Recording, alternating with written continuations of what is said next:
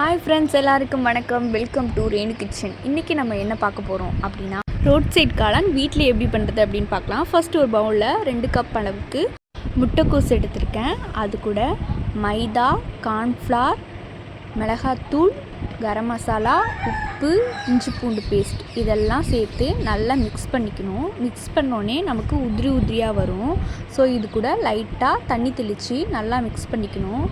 இந்த மிக்சிங் எப்படி இருக்கணும் அப்படின்னா, வடை அல்லது பக்கோடா போடுற அளவுக்கு இருக்கணும். இந்த மிக்சிங்கை அப்படியே சூடான எண்ணெயில் நல்லா கலர் மாறி வர அளவுக்கு நல்லா பொரித்து எடுத்துக்கணும். இப்படி பொரிக்கும்போது சின்ன சின்ன பக்கோடாவை போட்டுக்கோங்க. அப்போ தான் உங்களுக்கு ஈஸியாக ஃப்ரை ஆகிடும். ஸோ நல்லா ஃப்ரை ஆனோடனே அதை எடுத்து நம்ம தனியாக வச்சுக்கலாம். இதை பக்கோடாவாக சாப்பிட்டாலே சூப்பராக இருக்கும்.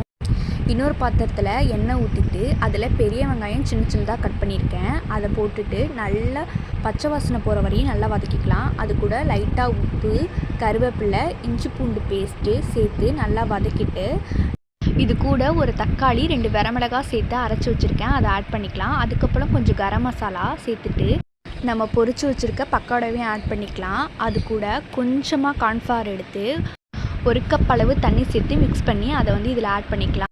அப்போ தான் நமக்கு காளான் மாதிரி கெட்டியாக இருக்கும். அவ்வளோதான், நம்ம இதில் கொஞ்சோண்டு வெங்காயம் ஆட் பண்ணி சாப்பிட வேண்டியது தான். சூப்பரான டேஸ்டியான ஹெல்த்தியான காளான் வீட்டிலே செஞ்சாச்சு.